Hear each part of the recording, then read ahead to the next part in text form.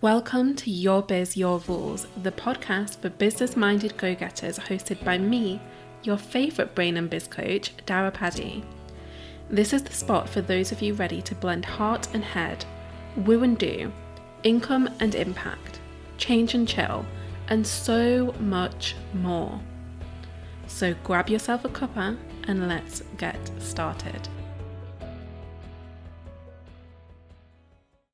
Hello, and welcome to episode 224 of Your Biz, Your Rules. In this show, we are going to be talking about transforming the way that you see your peers. Because believe me when I say it can have a huge impact on the way you see not just yourself, but also your business and how you value yourself and your business too.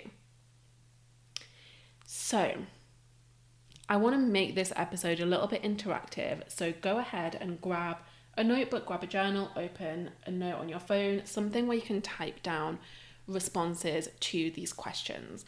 And you might want to hit pause as I ask you them, just to give yourself a little bit of time to go as deep as you need to. So the first thing that I want to ask you is simply, who are your peers? When I say your peers, who comes to mind? Whose faces pop up in your sort of mental television? Whose names do you hear? Who is it that you consider to be your peers? So go ahead and write those names down now. You may even want to open up Instagram, have a little scroll and see, but stay on track. Remember, we're answering a question here. Once you've done that, I want you to think, what are the qualities or maybe the experiences that they've had that make you feel like these people specifically are your peers? So you might want to go through these names one at a time and just note down next to them, what is it that makes this person your peer? Maybe it's that you are the same age. Maybe it's that you live in the same place. Maybe it's that you have taken the same courses. Maybe it's that you're friends. There's no right or wrong answer here. Just write down why you think each of these people is one of your peers.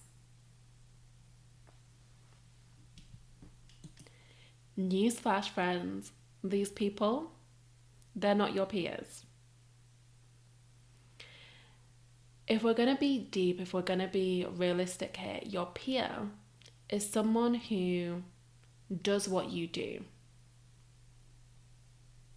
Your peer is someone who does what you do. So, what is it that you do? Are you a coach? Are you a healer? Are you a service provider? Are you a mother? Are you what is it that you do? How would you define yourself? And you don't have to go too deep here.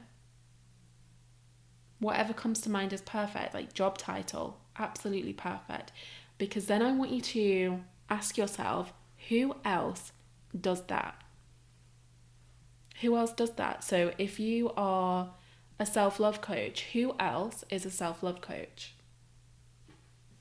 If you are a Reiki master, who else is a Reiki master? If you are a graphic designer, who else is a graphic designer? These are your peers. And I can imagine that you're feeling a bit of a contraction right now. Because I don't doubt for a second that when I asked you who else does that, big names came to mind. So when I say big names, yes, I am putting those in sarcastic quote marks, but big names came to mind. And so you're feeling this desire to contract, to pull back. Lean into that and ask yourself, what is it that makes you feel like these people aren't on your level? Why don't you think you're as good as them? Why do you think that they have something you don't? Get specific here. This is where the rubber hits the road. you have just identified some serious flaws in your self-image, in the way that you see yourself, your work, your business, your mission. The distinction between who you think your peers are and who they actually are says a lot about how you see yourself and your business, and how you value the worthiness that you think you have or your business has in comparison to these people. So dig in, start excavating. This is the next thing for you to work on, because if you constantly see yourself as less than all of these people who clearly do what you do, then you can't be surprised when your audience choose to invest in them and not you.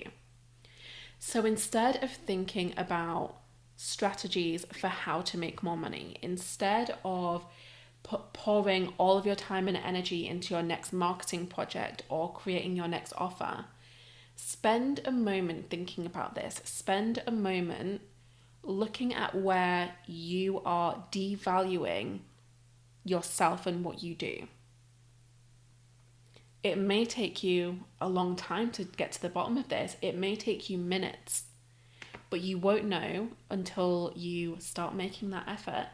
And believe me when I say the impact it will have on how you feel day to day, on your ability to show up for yourself, for your followers, for your clients, will be next level.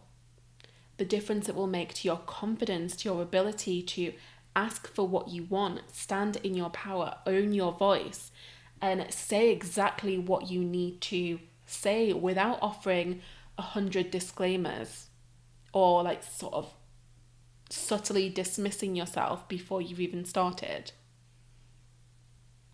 Just go with it, try it, and tell me how it goes for you. Jump into my DMs and share how this experience was for you. Did you find it empowering? Did you find it challenging? Let me know. And I'll be back next week, same place, with a brand new episode. So I will see you there. Thank you for listening to Your Biz, Your Rules. I know that we all like to listen to podcasts, watch videos, read articles or books or posts on Facebook, and not really do anything with that information. So I want to challenge you right now. I want to challenge you to take something from this episode, anything, and use it to spark action. Use it to activate some kind of change in the way you work and the way you live. Do yourself this service today and tell me all about it on Instagram. Hop over, shoot me a DM, or share an Instagram story showcasing what action you are taking thanks to this episode. And of course, do all of the usual things. Subscribe, leave a review, let me know how much you love the show, and I'll be back with you next week.